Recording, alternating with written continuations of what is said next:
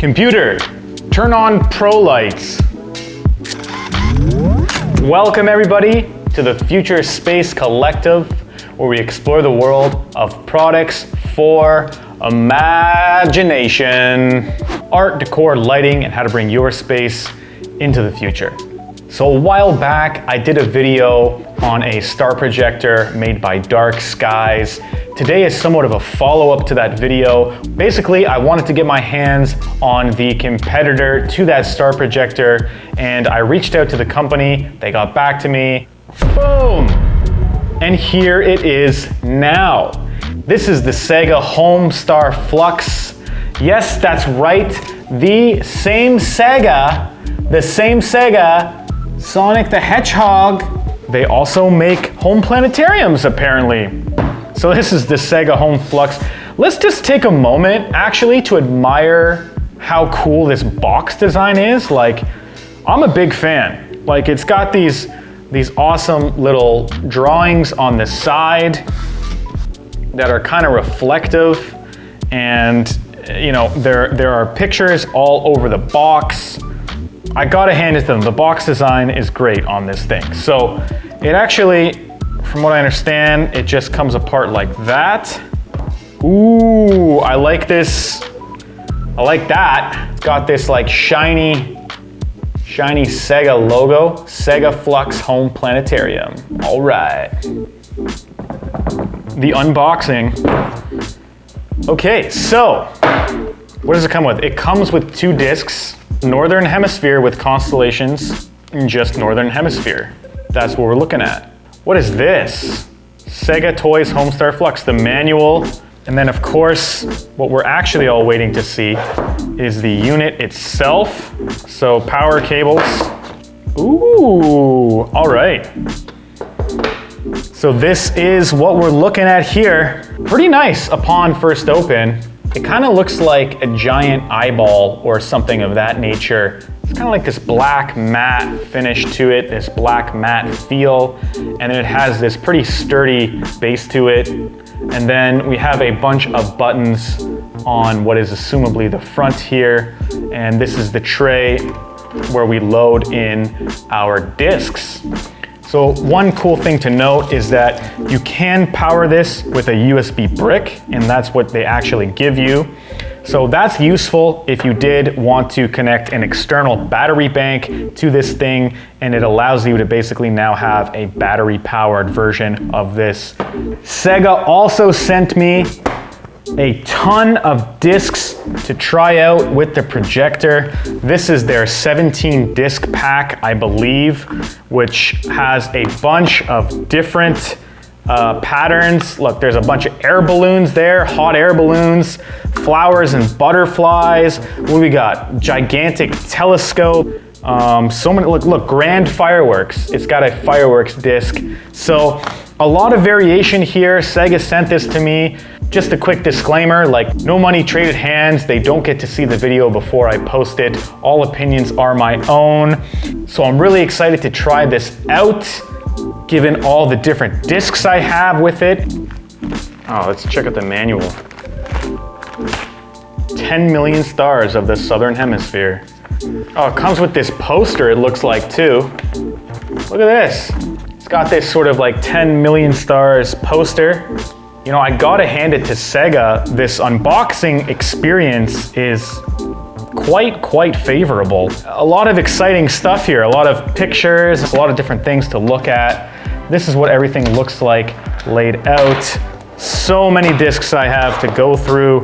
Okay guys, so going through the body of our Sega Homestar Flux here, it's a fairly straightforward interface. You'll see there's a switch and 3 buttons.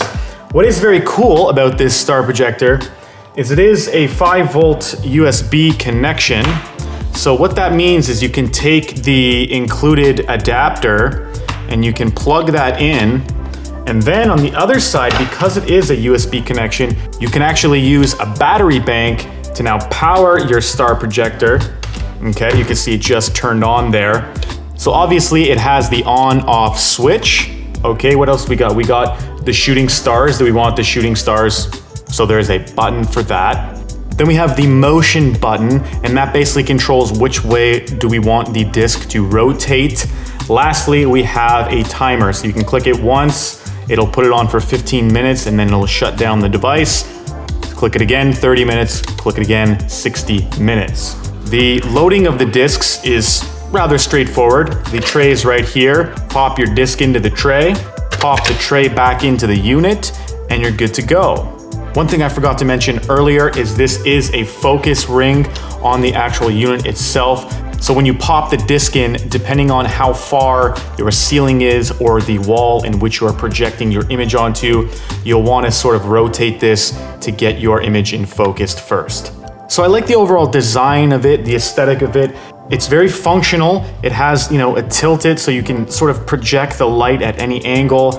It takes up a small footprint, which is nice. It's lightweight, all pretty good stuff. So now that we've covered the body of the device, let's check out some of the discs and some of the projections, what it actually can do when it's in use.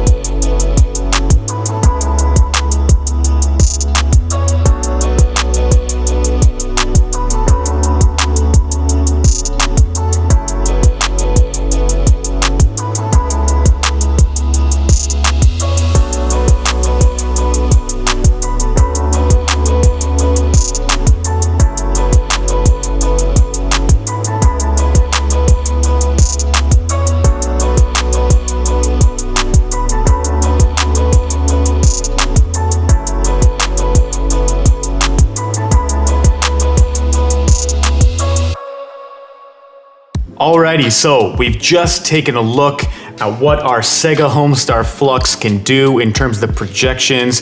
I was pretty impressed. You still have to be in almost complete darkness for this to work, for you to enjoy these star projections. But overall, I really like this home planetarium, this star projector. I think it's practical in its use and its footprint. The fact that you have that, battery option is helpful. And there's just such a large variety of discs you can buy to always keep it interesting and be projecting something new. This particular unit would work great as a night light in a bedroom using those built-in timer modes, since you're typically going to be in a dark environment anyway, so I think it'd be really great for that. There's a ton of practical uses to bring the stars inside of your home for the night if you don't live in an area where you can see them by just looking outside. So with all that said, what do you guys think of the Sega Homestar Flux Planetarium? Is it a buy for you? Is it a pass? Let me know in the comments down below. This is the Future Space Collective, where we explore the world of products for imagination. My name is Julian Melly. Please consider supporting the channel if you enjoy this content and you want to see the channel idea grow by subscribing, hitting that notification bell, dropping a comment below, and liking the video. Okay, I think that wraps us up for today. I will see you guys in the next video. Thanks for watching.